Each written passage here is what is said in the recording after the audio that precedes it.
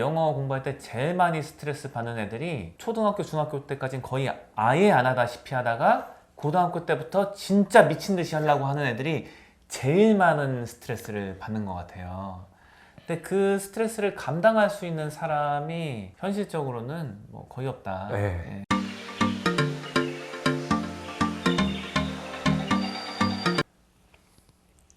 대치동 내부 고발자입니다.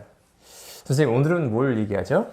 오늘은 학부모님들 중에 네. 파가 좀 갈려요. 애들 공부를 네. 어렸을 때 멋모를 때 시켜야 된다 이렇게 네네. 생각하시는 분들이 있고, 네네. 반대쪽에서는 아이가 원할 때까지 기다린 다음에 스스로 공부를 하게 한다 이런 주의가 있으신데, 네네. 두 가지 입장에서 장단점 같은 거 좀 비교하면 좋을 것 같아서 저는 이런 생각을 해요. 이제 네. 공부할 때 생 전체에 거쳐서 하는 공부가 있고 입시용으로 하는 공부가 있을 것 같은데, 네. 입시용에서는 멋모를 때 공부 시켜놓는 게 이길 확률이 높지 않을까 뭐 이런 생각이 있는데 어떻게 생각하십니까? 그 선생님 말을 전 동감하고요. 네. 비유를 들자면은 운동을 하는데 네. 어렸을 때 운동을 뭐가 좋은지 모르고 네. 운동이 뭔지도 모르고 그냥 시작하잖아요. 그렇죠. 그러면서 내가 좋아하는지를 알고 적성에 맞으면 계속 하고 네. 그냥 하다가 재미는 있으나 뭐 잘 못하면 중간에 그만두고 네. 이렇게 하는 거잖아요. 공부도 비슷하다. 음. 안 해보면은 이게 좋은지 나쁜지 알 수가 없어요. 여러 가지 예제가 있을 것 같아요. 음악도 그렇고 네. 여러 가지 요소에서 그런 면이 있는데 접할 수 있게끔 해줘야 된다. 어렸을 때부터 약간 경험을 좀 시켜주는 게 네네. 자신이 이게 맞는지 안 맞는지 좀 알 수 있고, 네네. 맞는다면은 뭐 좀 미리미리 선점할 수 있는 그런 계기가 될 수 있겠네요. 그래서 이제 처음에 아이들을 공부에 소개시켜 줄 때 네. 이때가 굉장히 중요한 것 같아요. 여기서 50%는 반감 난다. 처음에 이렇게 접하게 할 때요. 네, 이게 진짜 핵심적이다. 처음에 접하게 해줄 때 어떤 측면을 고려해야 될까요? 교육학에서 이런 통계 내잖아요. 네. 초등학교 들어가기 전에 학습적으로 너무 푸시를 하게 되면 평균적으로는 효과가 안 좋습니다. 안전운 버릇 뭐 이런 거 많이 생기고, 네. 일반적으로 이제 유치원에서 막 학원 많이 시키면 안 좋은 거예요. 뭐 그 중에도 좋은 애들이 있을 거예요. 그래서 살짝 뭐 시켜봤는데 애가 받아들일 능력이 되고 재밌어 한다. 그럼 계속 시키면 되겠죠. 하지만 살짝 줘봤는데 이게 아닌 것 같다. 그러면은 초등학교 때까지는 기다리시는 게 통계적으로는 그게 올바른 길이에요. 초등학교 때까지는 기다려도 될 것 같아요. 저라면은 초등학교 때까지는 기다렸다가 그 이후에 시작하겠어요. 보면은 이런 분들이 있어요. 뭐 학생도 그렇고 학부모님도 그렇고 중학교 때까지도 기다리고 고등학교에 입학했을 때부터 이제 공부를 시작하려고 하는 경우도 있더라고요. 이런 경우에는 좀 어떻게 될 확률이 높을까요? 아이가 힘들어하죠. 몇 명 있어요. 네. 보면은 머리가 괜찮아요. 네. 근데 도저히 이제는 따라갈 수가 없는 거예요. 따라가고 싶어요. 굉장히 따라가고 싶은데 저는 네. 길이 보여요. 야, 네. 이렇게 하면은 이렇게 가겠다 하는데 이 길을 따라갈 아이들이 그렇게 많지가 않아요. 시간을 2년, 3년을 투자하는데 그동안 내가 원하는 수준보다는 계속 밑에 있어서 견디고 가야 되는 거예요. 요거를 할 수 있다. 그럼 얘는 인성이 훌륭하고 나중에 공부가 잘 안 되더라도 나중에 인생에서 잘 될 거라고 저는 확신이 들어요. 근데 이런 아이들이 네. 일반적인 아이가 아니에요. 그렇죠. 굉장히 드물 것 같은데요. 네. 일반적인 아이들은 좀 참을성이 있다 하면 6개월 정도 투자를 해요. 네. 6개월 정도 투자했는데 어느 정도 안 나오면은 의기소침이 확 되죠. 그래서 그냥 책상에 앉아 있어도 이게 공부가 제대로 안 돼요. 이게 일반적인 경우죠. 일반적으로는 더 짧잖아요. 네네. 우리 중학생들 특히 보면은 열심히 공부하겠다고 왔어요. 네. 공부는 여태까지 많이 안 했는데 두세 달 대치동 이 시스템으로 해요. 3달 지나면 벌써 영혼이 상실돼 있죠. 와, 이거를 내가 앞으로 몇 년 동안 어떻게 하냐. 그리고 지금 3개월 해봤는데 실력이 그렇게 는 것 같지도 않고, 네. 는 거는 인지하나 는 정도가 자기가 생각하는 것보다 워낙 적으니까 굉장히 힘들어하는 거예요. 그런 애들이 이제 따라잡는 데는 좀 오래 걸리겠죠? 이게 생각보다 너무 오래 걸리기 때문에 네. 약간 초등학교를 반으로 잘라가지고 네. 늦어도 한 3, 4학년 그때쯤이면은 영어 교육에는 이제 들어가야 된다. 저는 그렇게 봐요. 네. 그 정도까지는 이제 네. 들어가야지. 너무 늦게 출발하는 게 아닌. 그래서 약간 여유가 있다 그러면 4학년 때쯤은 영어 교육은 시작해 주는 게 좋다. 저는 그렇게 봐요. 이게 좀 현실적일 것 같습니다. 세월이 많이 변했죠. 네네. 라떼 얘기를 하자면은 저도 이제 그 네. 삼성동에서 그때는 살았는데 네. 중학교 가기 전에 영어를 좀 배워야 된대요. 아, 예. 초등학교 저 여름방학인가 어디 동네 학원에 갔는데 그때 이제 애플 이런 거 배우고 ABC 배우고 네. A 어떻게 그리는지 배우고 그렇게 배우고 유학 가서 대학 나오고 이렇게 했었죠. 훌륭하십니다. 근데 요즘에 그렇게 하면은 예. 아이가 힘들 거예요. 그렇겠네요. 주변에서 보는 게 좀 다르니까. 네. 그렇죠? 그래서 철들고 뭐 시작하려고 하면 좀 늦은 감이 있다. 이렇게 보면 되겠네요. 거의 불가능한 것 같아요. 네. 진짜 특별한 어떤 요인이 있지 않으면은 이건 진짜 힘들다. 아까 그 인트로덕션이라고 하는 부분이 굉장히 예민하고 중요하기 때문에 네. 진짜 아이들의 눈치를 좀 봐야 되는데 눈치 보다 보면 이게 시작이 늦을 수가 있어요. 근데 어느 정도 감수는 해야 될 것 같아요. 학원 보낼 때도 초등학교 저학년일 때는 네. 그 이머션 교육이라고 해서 네. 숙제 많지 않고 그냥 영어로만 떠드는 거 위주로 네. 그 모션 같은 거 하고 막 네. 게임 같은 거 많이 하고 이런 식으로 좀 보내서 영어에 좀 익숙해지고 그리고 나중에 가면은 이게 또 많이 차이를 만들잖아요. 그렇죠. 마지막 3점, 마지막 6점 요걸로 차이가 난단 말이에요. 네. 이제 내신 해보면 문법 같은 거를 완벽하게 이해를 못 하는데 100점 가까이 맞춰오는 아이들을 보면은 가방끈이 긴 경우가 많아요. 아, 그렇죠. 극복을 해요, 그걸로. 네. 그러니까 이 아니면 잇몸인 것처럼 저희가 생각할 땐 당연히 문법 정확히 이해하고 해야 된다. 그렇지 않아요. 그렇지 않고 잘 이해가 안 돼도 마지막에 감으로 이게 맞을 거야 하면은 그게 맞히는 거죠. 그래서 이게 그런 식으로 남기 때문에 인트로덕션 단계에서는 좀 재미있고 좀 가볍고 여유 있는 그런 식으로 연계를 딱 한 다음에 초등학교 고학년인 정도 되면은 학습적으로 분위기를 바꾸는 그게 아마 제일 적당한 것 같아요. 그게 현실적인 것 같아요. 네. 그 부분이 또 중요한 것 같아요. 아이가 이제 학습적으로 할 준비가 되어 있나. 근데 이거는 알 수가 없어요, 사실은. 부모님들께서는 어느 정도 보는 눈이 계시지만은 학원에 앉아서 이렇게 수업을 받는 게 아니잖아요. 그래서 알 수가 없는 거예요. 아이를 보내놓고 한번 지켜보시는 게 필요하고 저는 이렇게까지 생각을 해요. 만약에 5학년이 돼서 학원을 딱 보냈는데 애가 진짜 너무 힘들어한다. 그러면은 조금 기다렸다가 2년 정도 기다렸다가 중학교 1학년 때 소위 말하는 이제 빡센 학원 좀 학습적으로 딱 이렇게 각이진 학원에 보내는 것도 옳을 수 있다. 기다리는 게 좀 쉽지는 않을 것 같아요. 이거는 저도 이제 보여요. 전화를 하고 부모님과 상담을 하고 직접 대면 상담을 할 때도 많잖아요. 저도 이제 툭툭툭 뱉고 싶을 때가 있어요. 이렇게 하시면 안 된다고. 이렇게 하시라고 그냥. 근데 저는 그렇게 말하기가 상당히 어려워요. 왜냐면 알잖아요.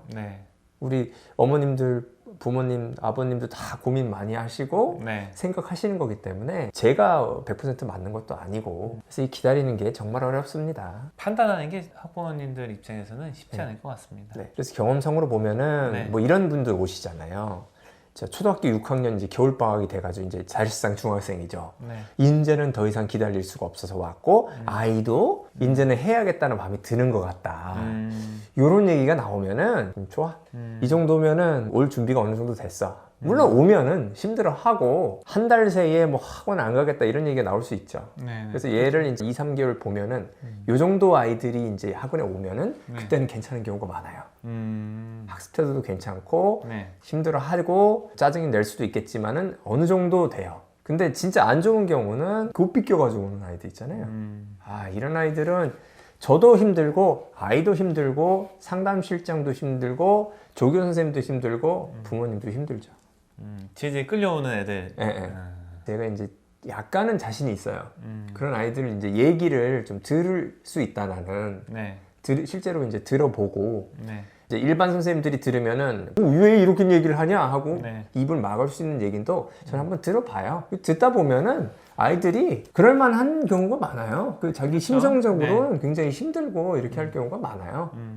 저는 뭐 이런 생각이 있어요. 자신이 원하는 이제 마음이 딱 들어서 말 그대로 이제 철들고 공부를 시작한다 하면은 갑자기 사람이 확 바뀌기는 힘들 것 같아요. 습관이라는 게 있는데 사람이 책상에 앉아서 뭔가에 집중할 수 있는 시간이 좀 제한돼 있잖아요. 예를 들어서 어떤 사람이 한 30분만 책상에 앉아서 진짜 제대로 공부하면 좀이 쑤시는 사람들이 있는데 이 사람이 갑자기 어느 날 마음을 먹었다고 해서 갑자기 뭐 하루에 3시간 동안 앉아있고 집중하고 이거는 실제로 된 적을 본 적이 없어요.